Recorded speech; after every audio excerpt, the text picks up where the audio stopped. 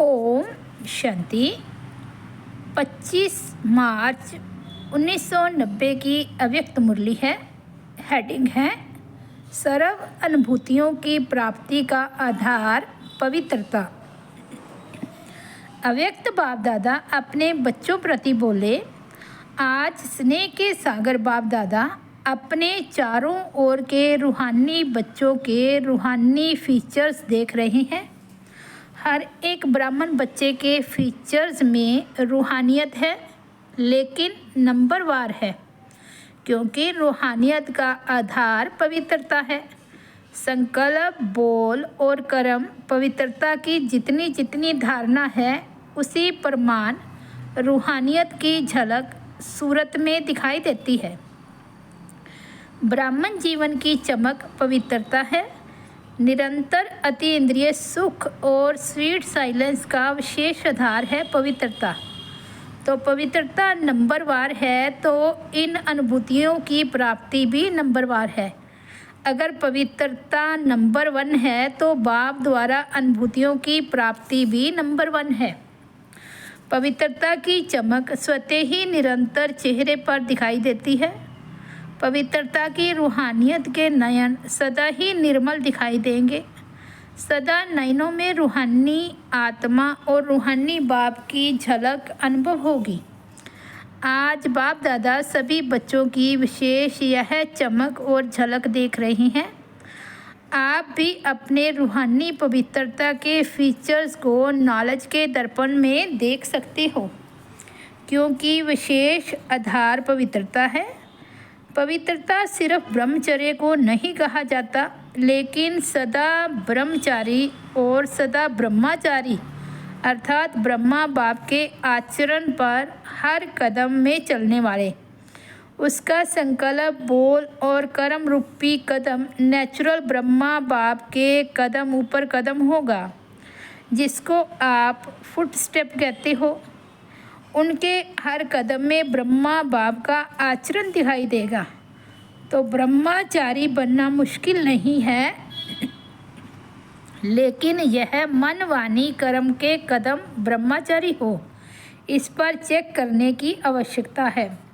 और जो ब्रह्मचारी है, उनका चेहरा और चलन सदा ही अंतर्मुखी और अति इंद्रिय सुखी अनुभव होगा। एक है साइंस के साधन और ब्राह्मण जीवन में है ज्ञान के साधन।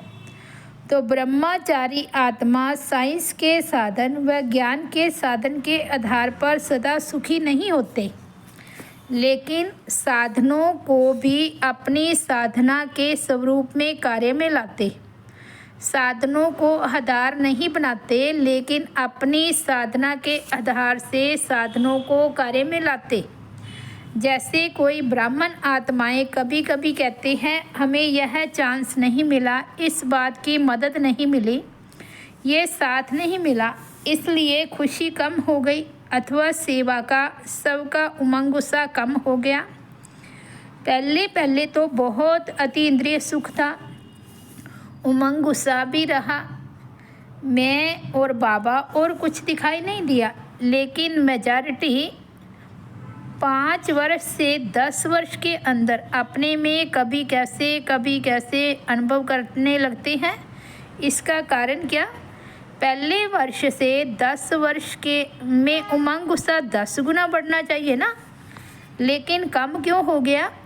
उसका कारण यही है कि साधना की स्थिति में न रह साधनों को कार्य में नहीं लगाते। कोई ना कोई आधार को अपनी उन्नति का आधार बना देते हैं, और वह आधार हिलता है, उमंग गुस्सा भी हिल जाता है। वैसे आधार लेना कोई बुरी चीज़ नहीं, लेकिन आधार को ही फाउंडेशन बना देते हैं।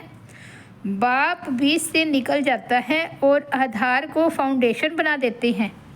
इसलिए हलचल क्या होती? ये होता तो ऐसा नहीं होता, ये होगा तो ऐसे होगा, ये तो बहुत आवश्यक है, ऐसे अनुभव होने लगता है।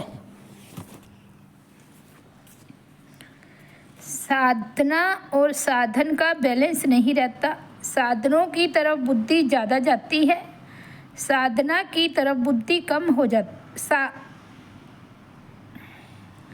बाबा कहते साधनों की तरफ बुद्धि ज़्यादा जाती है, साधना की तरफ बुद्धि कम हो जाती है। इसलिए कोई भी कार्य में, सेवा में बाप की ब्लेसिंग का अनुभव नहीं करते, और ब्लेसिंग का अनुभव न होने के कारण साधनों द्वारा सफलता मिल जाती तो उमंग गुस्सा बहुत अच्छा रहता, और सफलता कम होती तो उमंग गुस्सा भी कम हो जाता। साधना अर्थात शक्तिशाली याद, निरंतर बाप के साथ दिल का संबंध। साधना इसको नहीं कहते कि सिर्फ योग में बैठ गए, लेकिन जैसे शरीर से बैठते हो वैसे दिल, मन, बुद्धि एक बाप की तरफ, बाप के साथ साथ बैठ जाएं। शरीर भल यहाँ बैठा है और मन एक तरफ, बुद्धि दूसरे तरफ जा रही है, दिल में और कुछ आ रहा है, तो इसको साधना नहीं कहते। मन, बुद्धि, दिल और शरीर चारों ही साथ साथ बाप के साथ समान स्थिति में रहे, यह है यथार्थ साधना। समझा? अगर यथार्थ साधना नहीं होती तो फिर आराधना चलती है। पहले भी सुनाया है कि कभी तो याद करते हैं, लेकिन कभी फिर फरियाद करते हैं। याद में फरियाद की आवश्यकता नहीं। साधना वाले का आधार सदा बाप ही होता है, और जहाँ बाप है वह सदा वहाँ बच्चों की उड़ती कला है। कम नहीं होगा, लेकिन अनेक गुना बढ़ता जाएगा, कभी ऊपर कभी नीचे। इसमें थकावट होती है। आप कोई भी हलचल के स्थान पर बैठे तो क्या होगा? ट्रेन में बहुत हिलने से थकावट होती है ना। कभी बहुत उमंग गुस्सा में उड़ते हो, कभी बीच में रहते हो, कभी नीचे आ जाते हो, तो हलचल हो गई ना। इसलिए या थक जाते हो या बोर हो जाते हो। फिर सोचते हैं क्या ऐसे ही चलता है। लेकिन जो साधना द्वारा बाप के साथ है उसके लिए संगम युग पर सब नया ही नया अनुभव होता है। हर घड़ी में, हर संकल्प में नवीनता, क्योंकि हर कदम में उड़ती कला अर्थात प्राप्ति में प्राप्ति होती है। हर समय प्राप्ति है। संगम युग में एक समय बाप वर्षे और वरदान के रूप में प्राप्ति कराते हैं, तो प्राप्ति में खुशी होती है, और खुशी में उमंग गुस्सा बढ़ता रहेगा, कम हो नहीं सकता। चाहे माया भी आए तो भी विजयी बनने की खुशी होगी, क्योंकि माया पर विजय प्राप्त करने के नॉलेजफुल बन गए हो। तो 10 साल वालों को 10 गुना, 20 साल वालों को 20 गुना हो रहा है। तो कहने में ऐसे आता है, लेकिन है तो अनेक गुना। अब इस वर्ष में क्या करेंगे? उमंग गुस्सा तो बाप द्वारा मिली हुई आपकी अपनी जायदाद है। बाप की प्रॉपर्टी को अपना बनाया है तो प्रॉपर्टी को बढ़ाया जाता है या कम किया जाता है। इस वर्ष विशेष 4 प्रकार की सेवा पर अटेंशन अंडरलाइन करना। पहला नंबर है सबकी सेवा, दूसरा विश्व की सेवा, तीसरा मनसा सेवा। एक है वाणी द्वारा सेवा, दूसरी मनसा सेवा भी विशेष है, चौथा है यज्ञ सेवा। जहाँ भी हो, जिस भी सेवा स्थान पर हो, वह सब सेवा स्थान यज्ञ कुंड है। ऐसे नहीं कि सिर्फ मधुबन यज्ञ है और आपके स्थान यज्ञ नहीं है। तो यज्ञ सेवा अर्थात कर्मणा द्वारा कुछ ना कुछ सेवा जरूर करनी चाहिए।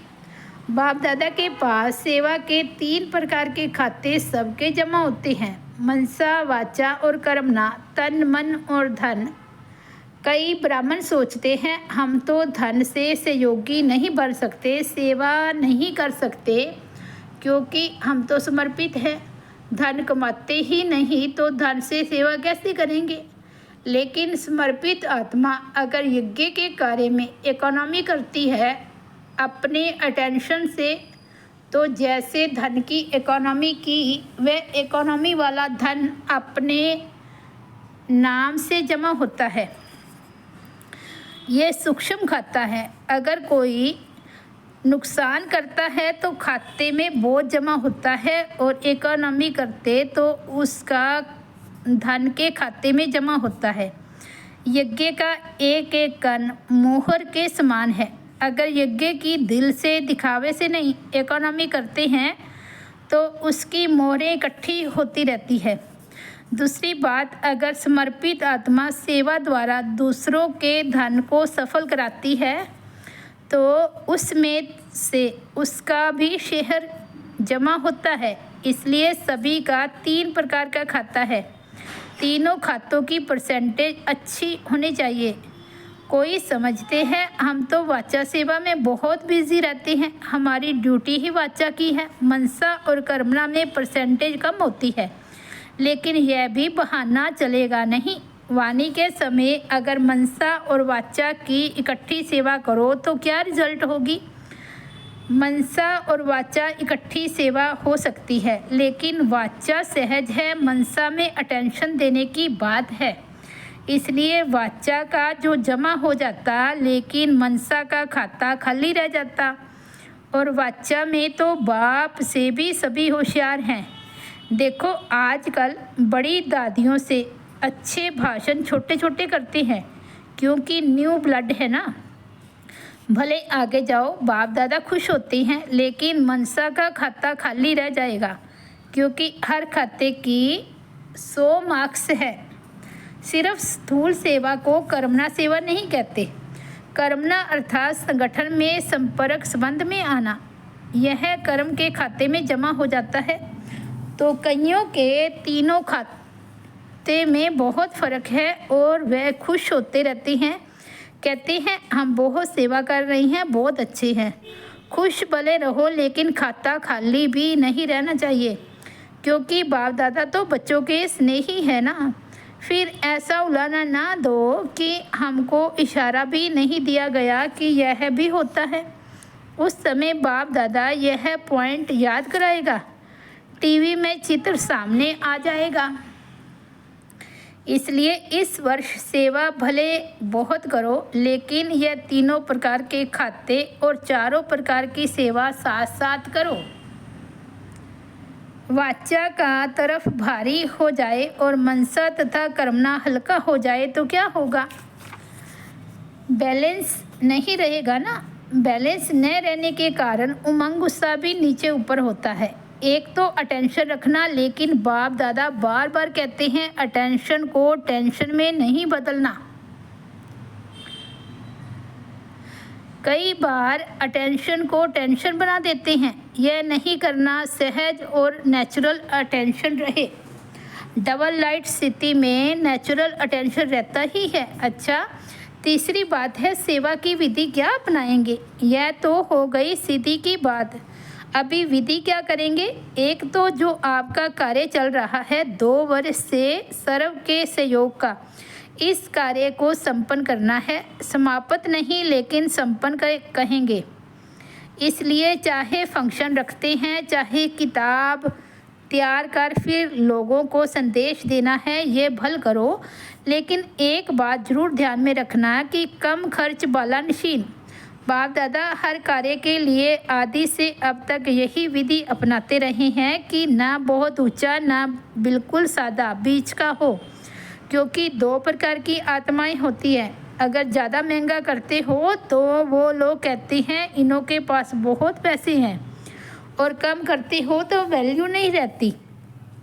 इसलिए सदैव बीच का रखना चाहिए। बुक भी अभी तक जो बनाया है अच्छा है, संपन्न करना ही है, लेकिन ज़्यादा विस्तार नहीं करना, ज़्यादा बड़ा नहीं बनाना।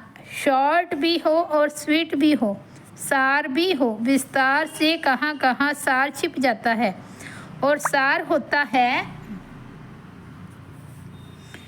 तो बुद्धि को टच होता है। कार्य ठीक कर रहे हो, लेकिन अपनी बुद्धि की एनर्जी में भी कम खर्च वाला निशीन। बाकी मेहनत करने वालों को मुबारक हो। चाहे प्रोग्राम्स दूसरे वर्ष में रखो, लेकिन संपन्न तो करना ही है। कई बच्चे समझते हैं कि बहुत लंबा चला है, टू मच बिजी रहे हैं, टू मच खर्चा भी हुआ, लेकिन जो हुआ वह अच्छा हुआ, और जो होगा वह और अच्छा होगा। थकना नहीं है, उमंग उत्साह और बढ़ाओ। जिस रुचि से इस कार्य को आरंभ किया, उससे अनेक गुना कम खर्चा बालानशीन की विधि से संपन्न करो। समझा? समय निश्चित होना चाहिए काम करने का। कई समझते हैं रात को जाकर काम करते तो अच्छा काम होता, लेकिन बुद्धि थक जाती है और अमृत वेला शक्तिशाली न होने के कारण जो कार्य 2 गुना होना चाहिए वह 1 गुना होता। इसलिए टाइम की भी लिमिट होनी चाहिए। फिर सवेरे उठकर फ्रेश बुद्धि से पढ़नी है। काम करने की लिमिट होनी चाहिए। ऐसे तो बाप दादा बच्चों का उमंग देख खुश भी होते हैं, लेकिन फिर भी हद तो देनी पड़ेगी ना। सदा बुद्धि फ्रेश रहे और फ्रेश बुद्धि से जो काम होगा वे 1 घंटे में 2 घंटे का काम कर सकते हो। एक तो सेवा का यह कार्य है। दूसरा, वर्तमान समय धन और समय देश व विदेश में इस बिजी प्रोग्राम में बहुत लगाया है। इसलिए अभी चाहे बंद संपर्क में आने वाले हैं, चाहे और नई आत्माओं को संदेश दे, स्नेह मिलन करो। छोटे छोटे सेंटर्स पर 5 का भी अगर स्नेह मिलन होता है तो कोई हर्जा नहीं। वे और ही रिफ्रेश हो जाएंगे, समीप होते जाएंगे। छोटे छोटे स्नेह मिलन करो। 5 से लेकर 50 तक 100 तक का सम्मेलन कर सकते हो। बड़ा फंक्शन नहीं, जितना स्थान है और कम खर्च वाला नशीन में आपको स्थान भी सहज मिल सकता है। ज़्यादा भागदौड़ नहीं करनी है। अगर आपके पास 100 आत्माएं आनी है तो ड्रामा अनुसार स्थान भी सहज मिल जाएगा। लेकिन यह नहीं कि छोटे सेंटर वाले भी समझे कि हमें 100 का प्रोग्राम करना है। यथाशक्ति तथा सहयोगी, यथा स्नेह और धन की शक्ति। 5 का करो, 24 का करो, 50 का करो, लेकिन करना जरूर है। बिजी जरूर रहना है। और हम 3 मास के बाद वह यथाशक्ति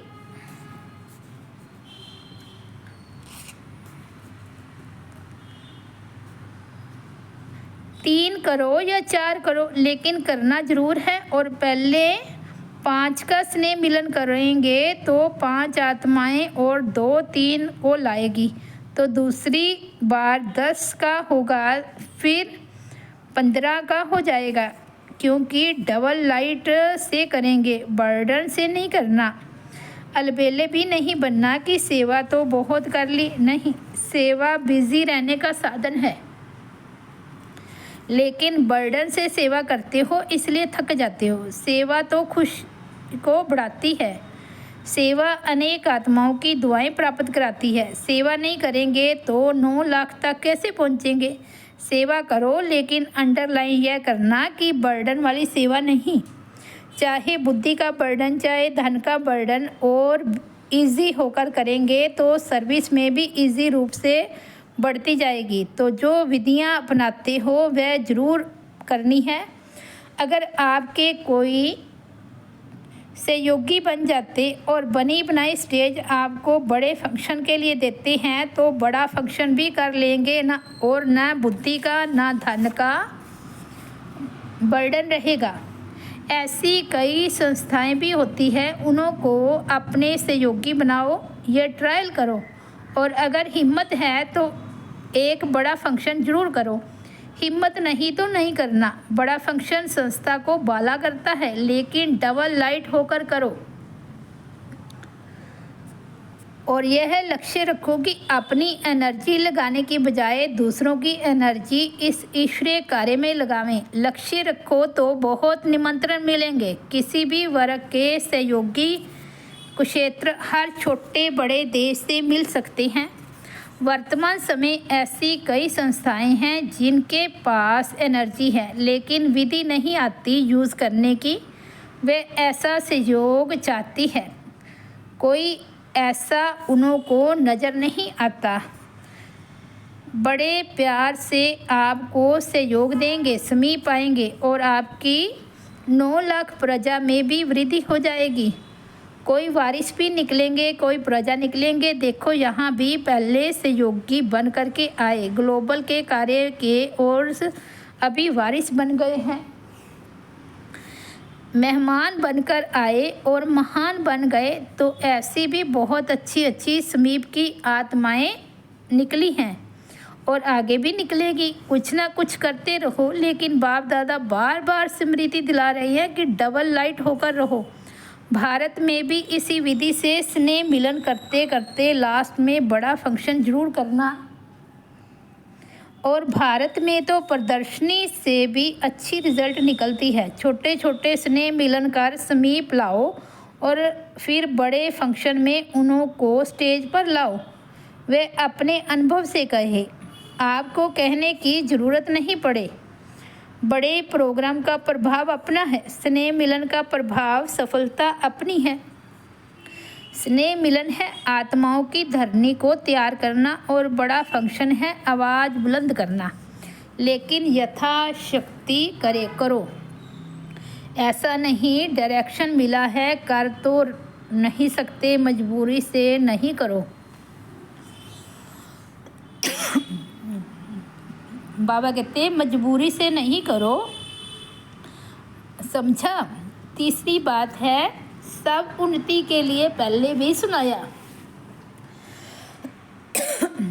तीनों ही खाते अपने जमा करो, लेकिन उसके साथ साथ बाप दादा रिजल्ट में देख रहे हैं कि सेवा की वृद्धि के साथ साथ जो निमित्त आत्माएं हैं, जिसको आप निमित्त सेवाधारी कहते हो, बाप दादा टीचर शब्द ज़्यादा यूज़ नहीं करते,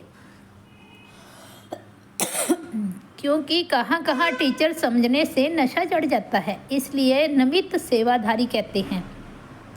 तो सेवा के साथ साथ निमित्त सेवाधारियों के पुरुषार्थ की विधि भी बहुत अच्छी प्रोग्रेस अर्थात उन्नति होनी चाहिए। सेवा की जो स्पीड है उसमें समय के प्रमाण जो हो रहा है उसको तो बाप दादा सदा अच्छा कहते हैं, लेकिन समय की गति और सेवा के संपूर्ण समाप्ति की स्टेज को देख बाप दादा समझते हैं कि सेवाधारियों के पुरुषार्थ की विधि में अगर वृद्धि हो जाए तो सेवा की 4 गुना वृद्धि हो सकती है। इसलिए पहले वह सेवा भी बहुत आवश्यक है। सेवा का समय अपना अलग निश्चित करो और पुरुषार्थ की वृद्धि का अलग निश्चित करो। सेवा के निमित्त आत्माओं में अभी विल पावर चाहिए। विल पावर बढ़ाने से औरों को भी बाप के आगे सहयोगी बनाए विल करा सकती हो। कई आत्माएं आपके सहयोग के लिए चातक हैं, लेकिन अपनी शक्ति नहीं है। आपको अपनी शक्तियों की मदद विशेष देनी पड़ेगी। इसलिए निमित्त बने हुए सेवाधारियों में सर्व शक्तियों की पावर है, लेकिन जितनी होनी चाहिए उतनी नहीं है। अपने प्रति यूज़ करने के कारण दूसरों को फुल शक्तियाँ नहीं दे सकते हैं। जैसे ब्रह्मा बाप ने लास्ट में शक्तियों की विल की बच्चों को, उस विल से यह कार्य चल रहा है।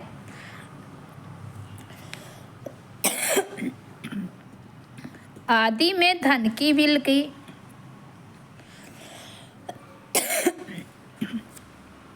बाबा कहते आदि में ब्रह्मा बाप ने धन की विल की, जिससे यज्ञ स्थापन हुआ, और अंत में शक्तियों की विल की, जिससे ये सेवा वृद्धि को पा रही है। ब्रह्मा ने तो किया, फॉलो करने वाले तो बच्चे हैं ना। एक ब्रह्मा के विल से कितनी आत्माएं आई और आ रही है। अगर इतने सब निमित्त सेवाधारी भी अपनी शक्तियों की विल आत्माओं प्रति करे तो क्या हो जाएगा। तो अभी यह आवश्यकता है, ऐसे नहीं कि अपने ही पुरुषार्थ में एनर्जी वेस्ट करें। चाहे अपनी एनर्जी अपनी उन्नति करनी भी पड़ती है, लेकिन वेस्ट भी जाती है। इसलिए समय की गति प्रमाण, सेवा की समाप्ति की गति प्रमाण, सेवाधारियों की गति और अधिक चाहिए।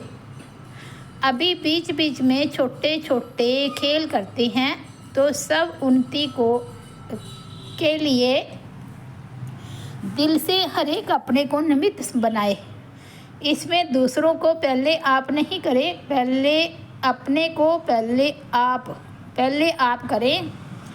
और दिल से उमंग से समझे कि मुझे हे अर्जुन बनना है। अर्जुन अर्थात मास्टर ब्रह्मा, अव्वल अर्थात अर्जुन। प्रोग्राम प्रमाण सब उन्नति के प्रोग्राम रखते आए हो, लेकिन इस वर्ष बाप दादा हर एक स्नेही आत्मा द्वारा स्नेह का प्रत्यक्ष रूप दिल की प्रोग्रेस चाहते हैं ना, कि प्रोग्राम प्रमाण जहाँ स्नेह होता है वहाँ कुर्बान करना मोहब्बत होता, ना कि मुश्किल होता। सबके दिल से यह उमंग हो कि सफलता होगी। अगर बाप से प्यार है तो बाप इस बार दिल के प्यार को देखेंगे। कुछ कुर्बान करना भी पड़ा तो क्या बड़ी बात है। यह तो जानते हो सेवा में सफलता के लिए क्या कुर्बान करना चाहिए। इसके लिए समय तो चाहिए ना। सेवा भी जरूर करनी है और सब उन्नति भी जरूर करनी है। इस बारी बाप दादा अपने मिलने का समय इसमें देते हैं। रिजल्ट देकर बाप दादा प्रोग्राम बनाएंगे, ऐसे नहीं कि आएंगे ही नहीं। जो इस वर्ष बाप दादा से मिलने नहीं आ सके हैं, चाहे देश वाले चाहे विदेश वाले, उन्हों के प्रति आएंगे। उनके लिए विधि क्या होगी यह भी सुनाते हैं। भारत वालों के लिए 5 दिन हर ग्रुप रिफ्रेश हो, बाकी एक दिन आना एक दिन जाना। इस विधि से भारतवासियों के 4 ग्रुप और विदेशियों के 3 ग्रुप होंगे। विदेशियों का तो 15 दिन का ही प्रोग्राम होगा। बाप दादा हर ग्रुप में एक बार मिलेंगे मुरली द्वारा और ग्रुप में भी। बाकी जो समय बचेगा उसमें विशेष सेवाधारियों का हो, चाहे विदेश वालों का भी एक ग्रुप हो लेकिन मधुबन में हो। बाकी 4 ग्रुप किस समय मधुबन की सेलिब्रेशन प्रमाण हो सकते हैं वह आप बनाओ। जैसे विदेशी दिसंबर में फिर मार्च में आते हैं, तो 2 ग्रुप एक मास में, एक ग्रुप दूसरे मास में रख सकते हो। बाकी भारत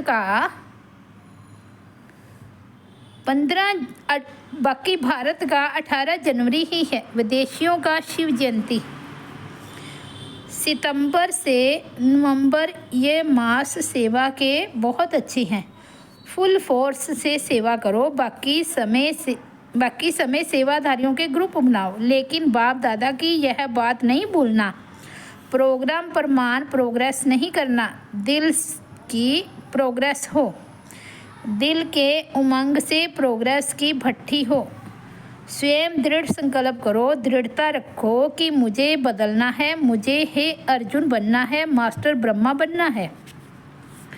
चौथी बात है, सभी सेवा स्थानों पर कम से कम 5 दिन, अगर ज़्यादा कर सकते हो तो 15 दिन, कम से कम 8 दिन, अगर ज़्यादा कर सकते हो तो 15 दिन। सब उन्नति की रिट्रीट व स्नेह मिलन हर सेवा केंद्र, चाहे अपना इंडिविजुअल करे चाहे छोटे छोटे स्थानों को मिलाकर करे, लेकिन हर गॉडली स्टूडेंट को, हर ब्राह्मण आत्मा को यह सब उन्नति की रिट्रीट, स्नेह मिलन या दिल से पुरुषार्थ की प्रगति का प्रोग्राम जरूर बनाना है। चारों ओर की ब्राह्मण आत्माओं को यह चांस देना भी है और लेना भी है। बाप दादा यह भी गुप्त राज सुना रही हैं। जो विशेष दिल से प्रगति की भट्टी करेंगे उनको एक्स्ट्रा बाप दादा की दुआओं की गिफ्ट मिलनी है। स्थूल गिफ्ट तो कोई बड़ी बात नहीं है, लेकिन विशेष उस आत्मा के प्रति बाप दादा के पास तो सेकंड की टीवी है ना, और एक ही समय पर सभी को देख सकते हैं। इसलिए जो दिल से प्रगति का संकल्प करेगा, प्रोग्रेस करेगा, उसको विशेष दुआएं मिलेगी, अनुभव करेंगे। वह दिन आप समझना विशेष दुआओं का दिन है। मीटिंग में भी यह नवीनता पहले करना। प्रोग्राम कुछ दिमाग के कुछ सेवा के, लेकिन दिल के बने। दिमाग की मात्रा ज़्यादा है, फिर रिज़ल्ट के बाद दूसरे वर्ष का नया प्रोग्राम बनाएंगे।